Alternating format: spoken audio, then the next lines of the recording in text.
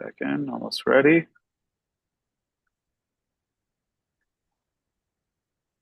Okay.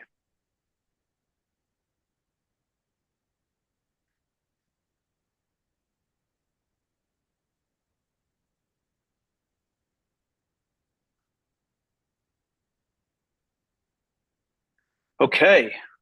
In good hands, letter 13. By the grace of God, 5 Kislev, 5/7/12, 1951, Brooklyn. The Rebbe writes, I am not pleased. It appears from your letter that the trust in God that should be expected of a Jewish woman in general and of a Hasidic wife in particular is not present in yourself in appropriate measure.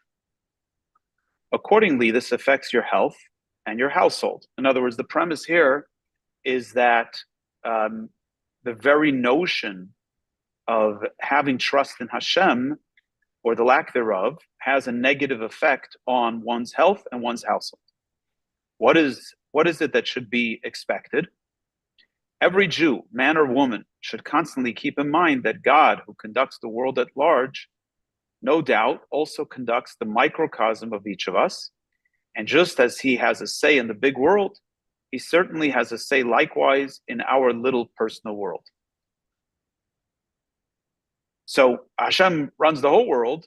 He surely runs the little world, and he has an opinion and an involvement in our little world. And therefore, one should depend on him, trusting that he no doubt leads things in a good direction. Moreover, one should not interfere with this by one's uncertain trust in him or by factors that do not accord with the Torah. And one of these is a lack of marital harmony. So when we do things that are not in accord with Torah, one of which is a lack of marital harmony, we interfere with the flow that comes from Hashem. It's a very powerful idea. So obviously not trusting in Hashem adequately affects that, and not fulfilling what Hashem wants, including a lack of marital harmony. These are things that interfere with Hashem's flow to us. Until after the arrival of Mashiach, there is no person without a fault. Hence, just as one person has a fault, it is certain that so too the other has a fault. And just as one does not want to uncover and highlight one's fault, one should also not highlight and magnify another's fault.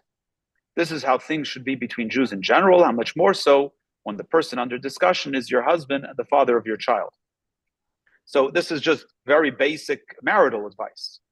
Very profound, but also very basic, which is nobody likes to have their shortcomings highlighted. So don't highlight the other person's shortcomings, right? Just like we don't want to have our our shortcomings highlighted, don't highlight the other person's shortcomings. So, and that itself is what causes the disharmony in the relationship, which therefore interferes, so to speak, with the flow of Hashem's blessing and energy to us.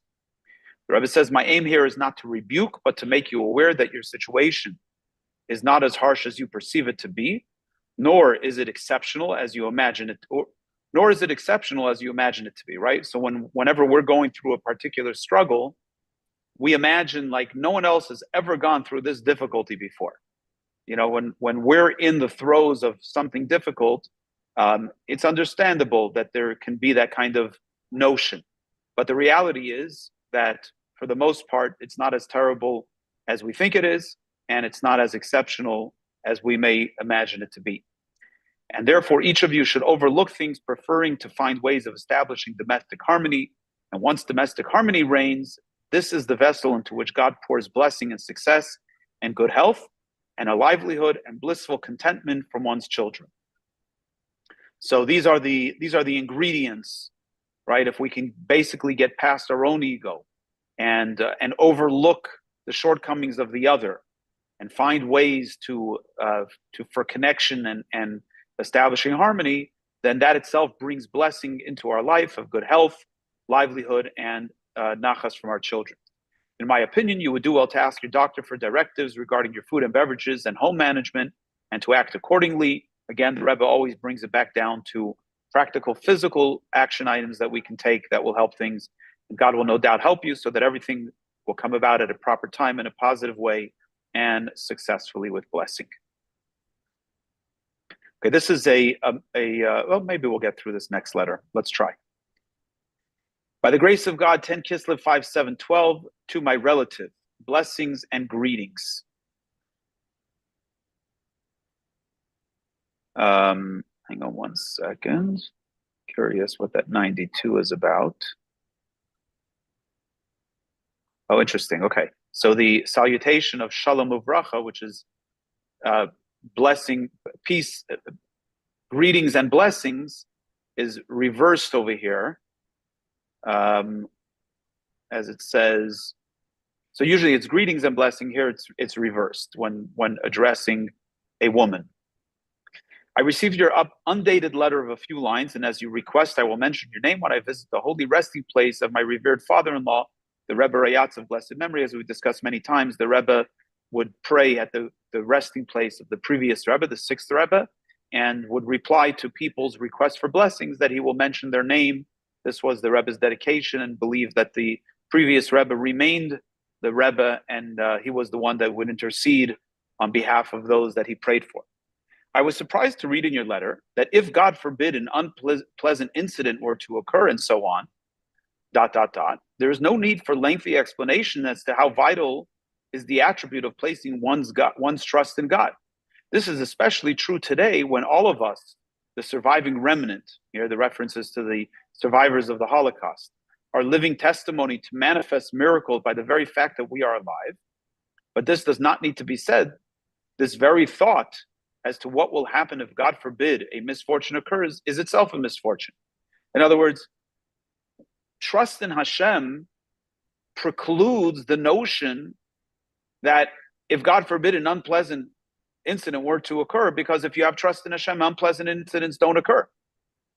At least that's where our trust should be. So that's true in all time, but especially today when the Rebbe is writing in the early 50s, where the people alive were survivors, essentially. Miraculous existence, a representation of God's miracles on this earth, the fact that they were alive, then surely there should be a trust in Hashem, and the notion of, God forbid, something unpleasant happening should be precluded. In our days, when there is such broad scope for great work in every single field, and when one can clearly see that there is much work to be done and the time is short, it is a pity that mental energy and vigor are used and wasted on such thoughts when they are so desperately needed for the labors of foundation and construction. So the second point is there's work to do. We have to rebuild the people, and wasting the energy on these useless thoughts is a misplaced direction of that energy, which ought to be used on building the Jewish people. In particular, does this apply to all those who have been invested with capacities bequeathed to them by many generations of men of stature. For them, every moment during which they do not exploit those capacities for the above goal is a grievous sin. And if this is true of people of advanced years, how much more so is it true of these young people who have only recently set up their Jewish homes? Clearly, they have no license to calculate what will be if and so on when the master is pressing. True, you are not obligated to complete the work at the same time, nor are you free to desist from it. So the Rebbe is touching on a couple of different reference points from Pirkei Avos, Ethics of Our Fathers, where the Rebbe says, where the Mishnah says that the master is pressing, right? The day is short, there's a lot of work to do, and the master is pressing. So meaning there is demand on our time. Hashem has high expectations of us and has empowered us with the tools that we need to deliver on that. And that's a function of the times that we live in and the empowerment that we've received from prior generations.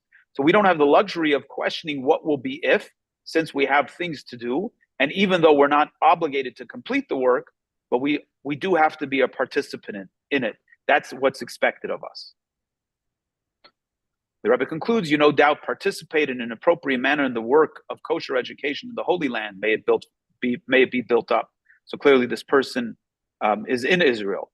But this is a field whose situation is severe, extremely dangerous, and in vital need. in the early years of the state, there was a lack of Torah education in the land of Israel, and the Rebbe was very much a proponent of ensuring that there was effective construction around building good schools, and the Rebbe was encouraging this individual to be involved in that.